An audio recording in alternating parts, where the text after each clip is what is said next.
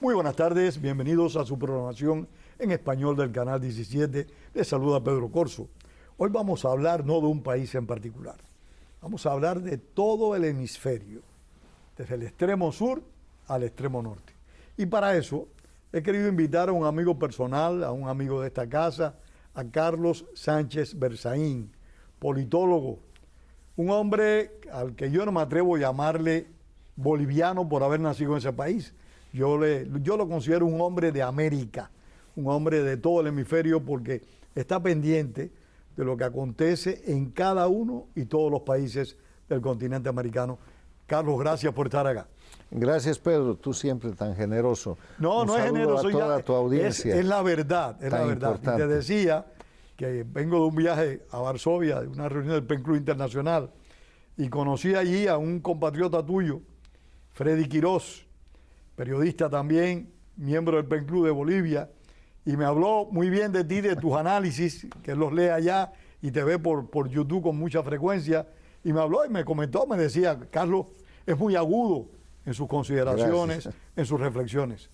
Gracias, Pedro. A ver, estamos viviendo un momento en las Américas y en el mundo, pero nos vamos a concentrar en las Américas, en estos 35 países que forman el hemisferio americano, las Américas. Estamos viviendo un momento de cambio geopolítico y de cambio de los paradigmas que es vital. ¿En qué consiste el cambio geopolítico? Consiste en que la relación entre los países está cambiando. Y eso sucede a partir del momento en que Estados Unidos cambia su política exterior. La política exterior de Estados Unidos cambia cuando llega el presidente Trump 47, aunque desde que lo eligen empiezan ya a producirse cambios. Entonces, Trump lo que hace con la política interna norteamericana, que es la que determina la política exterior, porque la política exterior es una extensión de la política interna destinada a preservar el país, destinada a favorecer al país. La política exterior es el instrumento de relaciones con los cuales vas a ser más poderoso, más importante, no es un instrumento más imperialista, efectivo es un instrumento de relación. Esta es la definición de política exterior académica y política. O sea, la política exterior es un instrumento de un país para proteger sus intereses en el ámbito internacional. Y el cambio de política exterior que produce muy rápidamente los Estados Unidos es primero la protección de su interés, de su seguridad, y para eso identifica que está siendo agredido, y está siendo agredido por la migración forzada, por el narcotráfico de cocaína y fentanilo, por grupos de crimen común que se han transnacionalizado, por operaciones de inteligencia, por mecanismos de guerra tecnológica, y todas estas expresiones de agresión tienen un concepto que se llama guerra híbrida. La guerra híbrida es aquella guerra en la que se ataca a un objetivo por cualquier medio posible, pero que le da al atacante la posibilidad de disimular su autoría. Y eso es lo que ha venido pasando durante todo este siglo, por lo que conocemos por las dictaduras del socialismo del siglo XXI o el socialismo del siglo XXI, liderado por Cuba, integrado por Venezuela, Nicaragua, Bolivia, por ahí pasó el Ecuador, con países que ha subordinado como gobiernos paradictatoriales, como el de Lula en el Brasil, el de Petro en Colombia, el de Castro en Honduras, el de Sheinbaum, antes López Obrador en México, y parcialmente el de Chile con Boric. Una agresión a las democracias con mecanismos, reitero, la migración forzada. Expulsan gente que está insegura en su país, millones de cubanos, más de 8 millones de venezolanos, y hacen de eso un negocio. No solamente el negocio del tráfico a través de Nicaragua, de México, sino el negocio de presionar a las democracias a las que, con la cantidad de gente que llega, les alteran y les destrozan sus sistemas de salud, de seguridad, de educación, su forma de vida. Y producen cierto proceso de desestabilización. No, desestabilizan. Pero si a eso le agregas que además, en medio de ese proceso de migración forzada, como sucedió con el Mariel, que es un ejemplo típico. El mejor ejemplo lo has puesto ahora, porque y Estados Unidos, si el Mariel, que fueron 128,000 personas, causó en Estados Unidos una crisis profunda, Bueno. ¿cómo serán los millones y millones de venezolanos y de otros países que han ingresado en los últimos Pero años? no solo a Estados Unidos, a Colombia han ingresado casi 2 millones, No, ¿Perú? al Perú más de 1 millón, a la Argentina, a Chile, etcétera. Pero en medio de esa gente que es víctima, que está siendo utilizada en su escape hacia la libertad, vienen grupos criminales. Y esos grupos criminales se llaman el Tren de Aragua, las maras, grupos de carteles. Y esos producen crimen dentro de cada uno de los países, te desestabilizan la seguridad, te bajan los niveles de confianza de tu población. Tienes un problema interno muy serio. Además de eso, estos países del socialismo del siglo XXI utilizan el narcotráfico como instrumento de lucha antiimperialista, proclamado en los 60 ya por Ernesto Che Guevara, por Castro y repetido por Guevara. Los principales narcoestados de la región, el narcoestado líder es Cuba, Venezuela, ahora identificada con el cartel de los soles, Bolivia con Evo Morales, Nicaragua como zona de tránsito, Colombia protegiendo a las FARC y a ELN y a los grupos criminales. Entonces, identifica esto el nuevo gobierno americano y dice, señores, esto se acabó. Y en el ámbito de la política exterior pone las cosas claras y dice, esto, primero, el tratamiento multilateral no lo desechamos, pero queda a un lado, y va al trato bilateral. Pasa del multilateralismo al bilateralismo y empieza a trabajar con cada uno de los países temas específicos. México, la frontera. México, el tema del narcotráfico. México, quiero a los presos de los carteles que ustedes tienen en su poder en la justicia americana. México, ok. Canadá, lo mismo.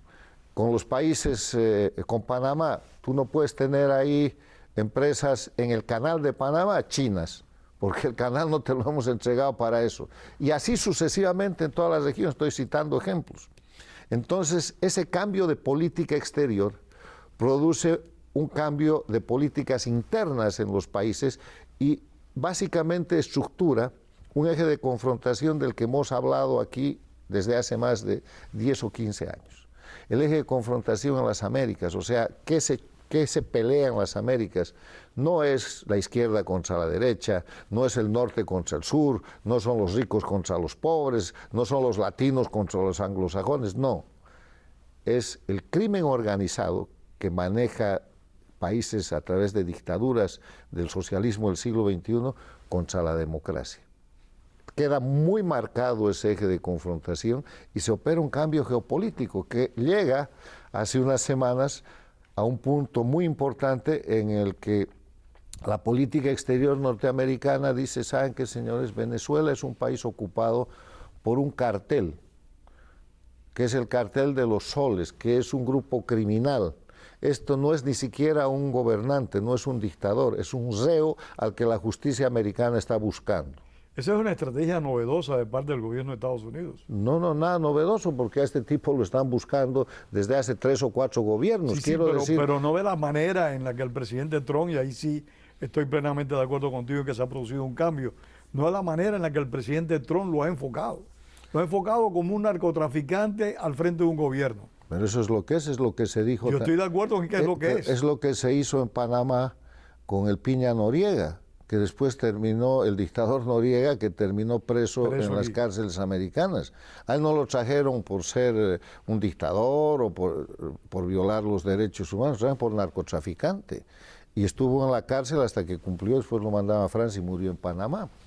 El tema es que el cambio consiste en que Estados Unidos ha decidido identificar al enemigo, ha decidido decir cuáles son las causas de agresión y decirle a la comunidad de países de las Américas de qué lado están. ¿Están del lado del crimen organizado o están del lado de defender sus pueblos y sus países? Y se han producido fenómenos espectaculares. Chile, que he empezado diciendo que Boric es un gobierno sometido a la dictadura cubana, paradictatorial, ha empezado una lucha abierta contra los carteles y los crímenes transnacionales.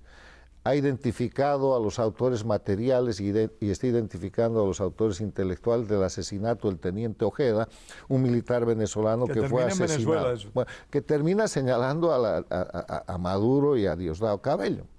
El Ecuador está en una lucha abierta contra el crimen organizado, incluso con ayuda internacional. En Panamá se ha producido lo mismo, República Dominicana, México, El Salvador. México está del otro lado. México sigue siendo un gobierno paradictatorial, pero por la presión económica que ha ejercido y ejerce la política exterior de los Estados Unidos, está acompañando a Estados Unidos y a la región en la lucha contra el narcotráfico, en la lucha contra las bandas criminales y en determinados ¿Tú crees que actúe con mayor temas. seriedad en esa gestión? Bueno, solo hay que ver los hechos.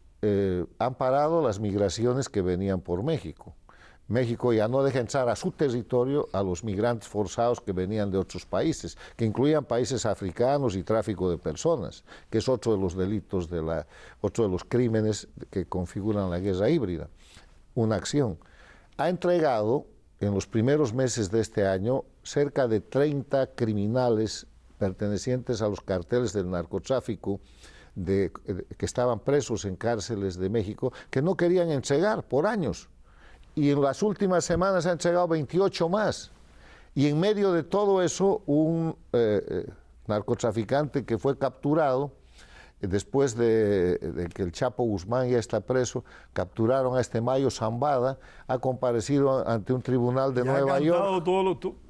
Todas las músicas posibles. Sí, a cambio de que le den una cadena perpetua en vez de la pena de muerte. O sea, el law enforcement, el cumplimiento de la ley contra crímenes transnacionales y de alcance global como el narcotráfico, el terrorismo, se está cumpliendo. Y mal que le pese, hablando de soberanía, la señora Sheinbaum está cumpliendo obligaciones que nunca antes quiso cumplir. Entonces, ¿por qué?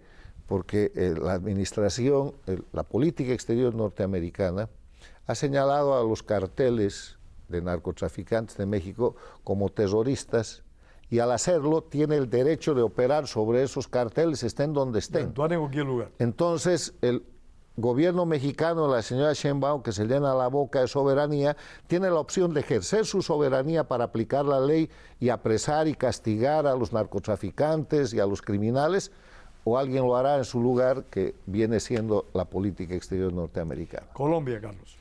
Colombia es un satélite de este sistema, es un gobierno paradictatorial que ha apostado su futuro a la dictadura de Venezuela.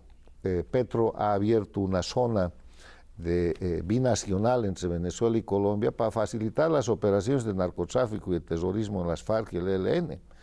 Está aprobado porque además su jefe de campaña, que en ese momento era embajador de Petro en Venezuela, lo denunció diciendo que el financiamiento de la campaña de Petro venía del narcotráfico y venía de Maduro. Ese señor, que después fue separado del gobierno desde hace unas semanas, es el ministro del Interior de Petro, lo ha vuelto al gobierno. Entonces, ese presidente es uno de los tipos más contradictorios que yo he visto en mi vida. Bueno, más allá de las condiciones personales que parece que no son de mucha normalidad, porque por medio hay alcohol, se dice que drogas, lo que fuera, su posición política es una sola, es un sirviente de Cuba y Venezuela y de las dictaduras, y funciona en consecuencia. Es uno de los que ha reconocido la dictadura de Maduro después del fraude del 28 de julio del año pasado. Protege la violación de los derechos humanos que se cometen en Venezuela, en Cuba, en todos los países dictatoriales. Ha tenido el alcance de tratar de convocar a una reunión internacional para ayudar al dictador Maduro frente a la declaración que ha hecho los Estados Unidos de que el Cartel de los Soles es un grupo narcoterrorista. O sea, entonces, el gran esfuerzo, pero es ridículo, pero eso tiene su estrategia. Y es la estrategia del socialismo del siglo XXI de disfrazar de política el crimen, que es lo que han logrado hacer por 66 años y todavía dura en Cuba. criminales del día cero en adelante que han llamado eso revolución y que hoy día llaman socialismo del siglo XXI política. Disfrazar el narcotráfico en Venezuela y los asesinatos y el terrorismo de Estado y la violación de derechos humanos, igual que en Nicaragua, Bolivia, en su momento el Ecuador de Correa, de política. O sea, los criminales convertidos en políticos, los narcotraficantes convertidos en empresarios, los asesinos convertidos en senadores y diputados, como el caso de las FARC en Colombia con el Tratado de Paz que les regaló contra la voluntad popular Juan Manuel Santos, que se llaman los Tratados de La Habana. O sea, la estrategia del crimen es disfrazarse de política, legalizarse y avanzar en una dinámica de suplantar los valores y los principios de la sociedad y de la democracia para imponer su crimen. Y siguiendo en la tónica latinoamericana, Brasil, ¿qué me dices del señor Lula da Silva? Bueno, el señor Lula da Silva es lo que es. Lula da Silva es el fundador del Foro de Sao Paulo el año 91, cuando cayó el muro de Berlín y se venía abajo la Unión Soviética. Él era un operador de Fidel Castro. Fundó el Foro de Sao Paulo por instrucción de Fidel Castro para sostener a la dictadura cubana con el dinero del Partido de los Trabajadores. Lo logró durante toda la década del 90, hasta que el año 99 llegó a la presidencia de Venezuela Chávez y acudió a rescatar a la dictadura cubana. Y en ese momento se formó la troika de lo que es hoy día el socialismo del siglo XXI o el castrochavismo. Chávez, el socio capitalista, entregó Venezuela entera. Castro, el socio con el know-how, el saber hacer criminal. Con el conocimiento para el crimen. Y Lula con el aporte del Foro de Sao Paulo. Y empezaron el siglo derrocando al presidente del Ecuador, 12 días después de que dolarizó el Ecuador, dolarización que dura hasta hoy día, derrocaron a Yamil Mahuad. Después cayó el presidente argentino de la Rúa, después derrocaron a Sánchez Lozada en Bolivia, derrocaron a continuación al presidente del Ecuador, Gutiérrez, y derrocaron al secretario general de la OEA, Miguel Ángel Rodríguez, falsificándole una acusación por corrupción para abrir una votación en la que llevaron al chileno, con el soborno, sí, pero ¿cómo lo llevaron? Crearon el soborno petrolero a los países del Caribe y consiguieron 17 votos para empatar al candidato de la democracia y convencieron en Chile a la secretaria de Estado de ese momento, Condoleezza Rice, de que Insulza iba a ser un buen secretario. Y en 10 años de esa gestión se desconoció en la Organización de Estados Americanos los fundamentos de la Carta, los derechos humanos, la Carta Democrática Interamericana, todo, y las dictaduras se asentaron, hasta llegar a su mejor momento, que se produce precisamente en la Cumbre de las Américas de Panamá, donde el presidente de Estados Unidos, el presidente Obama, reconoce a Raúl Castro como el líder de América Latina, para unos meses después abrir relaciones entre Estados Unidos y Cuba. Ese es el momento de mayor éxito del reconocimiento del crimen organizado como política. Ahora, eso se está dando la vuelta. En ese episodio. Por eso, poniendo ese episodio y lo que está pasando ahora, el cambio de política exterior de los Estados Unidos, que ojalá se consolide como una política de Estado, que ojalá pueda ser en el avance del tiempo una política bipartidista para que después no llegue otro gobierno a Estados Unidos y empiece de nuevo con la simpatía de reconocer a los criminales como políticos. Sería muy lamentable que eso volviera a acontecer. Bueno, pero en el momento actual hay un cambio trascendental, que no es un cambio solamente de Estados Unidos. La política exterior de Chile ha cambiado, la política exterior de la Argentina ha cambiado, la del Perú ha cambiado, la del Ecuador ha cambiado. ¿Qué te parece la derrota de Milei ahora? ¿A qué se lo atribuyes? A la falta de experiencia política. Milei sabe de economía, pero no sabe de política. Y además, unos días antes a esa elección, aparecieron unas grabaciones donde los sobornos y coimas y de todo pasan señalan y pasan por la hermana de Milei. Entonces, eso es muy grave. Eso se debe a que, primero, yo creo que hay una ausencia de política, de acción política, de experiencia política en ese gobierno. Tú no puedes gobernar solo con discursos, necesitas gobernabilidad, que quiere decir mayoría en el Parlamento, y eso necesita pactos.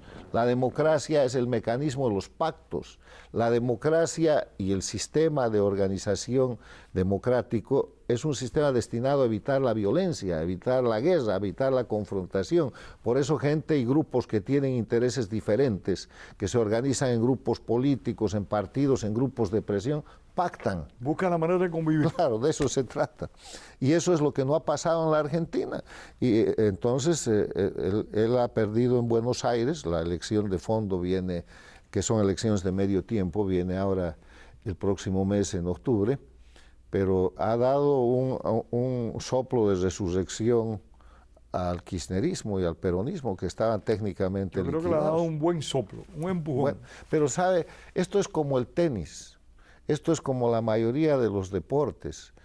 Uno no gana por los méritos propios, sino por los errores ajenos. No, como decía alguien del béisbol, la pelota es redonda y viene en cajas cuadradas. Por eso. Es difícil de entender. Sí, este es un tema en el que Milei pierde por sus errores y él tiene que hacer un cambio político radical, porque si no lo vamos a ver muy mal parado el próximo año, para daño de la Argentina y de las Américas, porque sus ideas, sus principios, lo que ha hecho hasta ahora es importante, son buenos, pero además de eso tiene que gobernar, ¿no? Retomando Brasil, ¿cómo aprecia la sanción a Bolsonaro? Esos 37 años de condena por acusación de golpe de Estado. Creo que son 27. 27, desde que han empezado estos... A ver, uno de los temas que garantiza la democracia es la independencia del Poder Judicial. Y una de las cuestiones que el sistema dictatorial del socialismo del siglo XXI hace primero termina con los partidos políticos y después copa la justicia. Y perdona una interrupción, Carlos, y hay poderes judiciales con vocación al suicidio.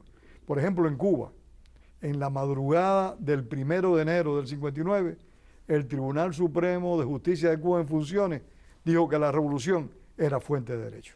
Bueno, entonces... O sea, ahí mismo se mataron. Entonces, suicidio. Entonces, ¿qué hace el socialismo del siglo XXI? Controla el sistema judicial, controla a los jueces. Y a partir del control de los jueces pone en marcha un mecanismo de asesinato de la reputación, de persecución judicializada y, si puede, implanta la dictadura. Lo ha hecho en Venezuela. ¿Se acordarán ustedes que Chávez decía por radio, por televisión, se encarcela, se confisca, se nacionaliza? Él dictaba la sentencia y después los jueces... Okay. Lo mismo que Evo Morales. O sea, daban hasta los años de cárcel que merecía un ciudadano. Y entonces, en el tema del Brasil, reconociendo que el Brasil es una democracia, hay sospechas muy, muy graves con relación al tema de esa Corte Suprema. Primero porque Lula estaba en la cárcel. Y lo sacaron de la cárcel haciendo nulidades de obrados para que sea candidato.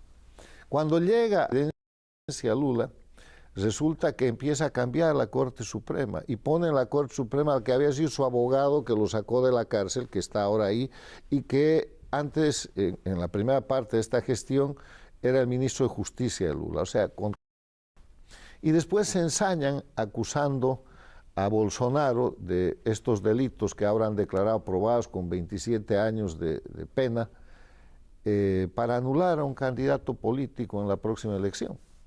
Entonces, todo eso deja una sombra de duda que va a ser esclarecida a nivel internacional, porque van a llegar denuncias sobre esa materia y que será objeto de consideración en la apelación. De estas últimas elecciones de Bolivia, nos quedan 5 minutos. Bueno, en Bolivia han competido 8 candidatos elegidos por el régimen, en el marco de lo que yo llamo dictadura electoralista, donde el pueblo vota pero no elige. La dictadura no ha podido utilizar su fraude a favor de uno de sus candidatos por la pelea entre Evo Morales y Arce Catacora, que no ha podido ser arreglada ni por los jefes cubanos, que los han llevado en reiteradas ocasiones a La Habana y no han arreglado. Entonces, frente a eso, se ha producido un resultado en el que 2 de los candidatos de la lista elegida por el régimen van a la segunda vuelta. Uno es Rodrigo Paz, que es una verdadera sorpresa.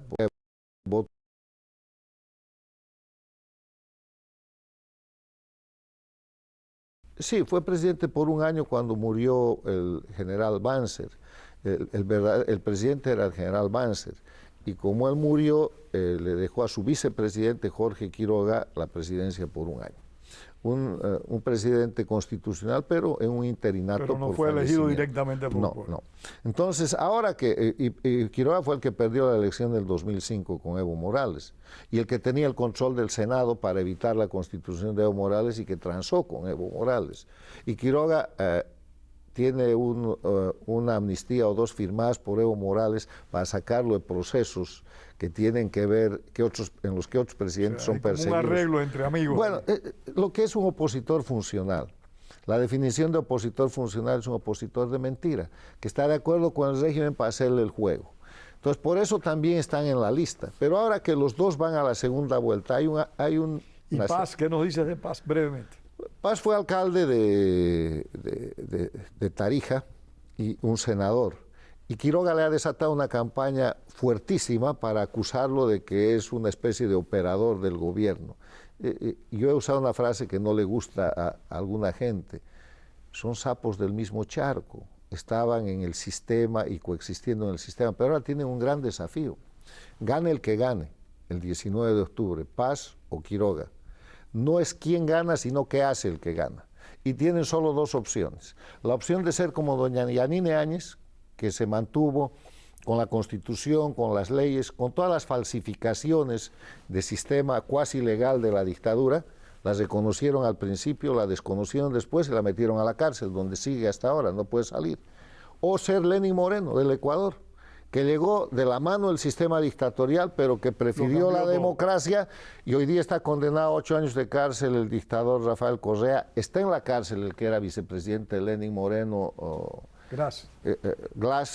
Jorge Glass, y etcétera, etcétera. Entonces, Bolivia tiene la gran opción de que el presidente que salga electo entre estos dos, por propia conveniencia, por demanda del pueblo boliviano y por necesidad histórica, vaya por el camino del cambio, que es el camino enseñado por el presidente Lenín Moreno en el Ecuador, y no permanezca en el camino del continuismo que le costó la cárcel a la señora Áñez, porque si van en el camino del continuismo, van a terminar mal y van a terminar rápido. Y el pueblo boliviano va a seguir luchando por su libertad. Hay una oportunidad. ¿Cuál es? De que elijan el camino del cambio, de que el próximo presidente sea más Lenín Moreno que otra cosa, o sea, que cambie. ¿Y tú qué esperas, Carlos, que eres un experto en política? ¿Qué esperas? ¿Qué confías? ¿Crees que alguna de estas dos personas, el que gane, puede hacer ese cambio? ¿Tienes confianza en eso? No tengo confianza. No tiene confianza. Tengo la esperanza histórica de que entiendan lo que les conviene, porque el camino más fácil es el del continuismo. El camino del cambio siempre es difícil, pero es el camino correcto. Carlos, muchísimas gracias. Mi querido Pedro, gracias a ti. Gracias a Carlos Sánchez Berzaín y a ustedes por haber estado una vez más con nosotros en su programa en español del Canal 17, Opiniones. Tengamos siempre presente, como decía el apóstol José Martí, la palabra es para decir la verdad, no para encubrirla. Y aquí siempre decimos la verdad. Nuestros puntos de vista, con los cuales usted podrá o no estar de acuerdo, pero son nuestros puntos de vista sinceros a los cuales no le ponemos limitaciones. Hasta el próximo domingo y muchísimas gracias.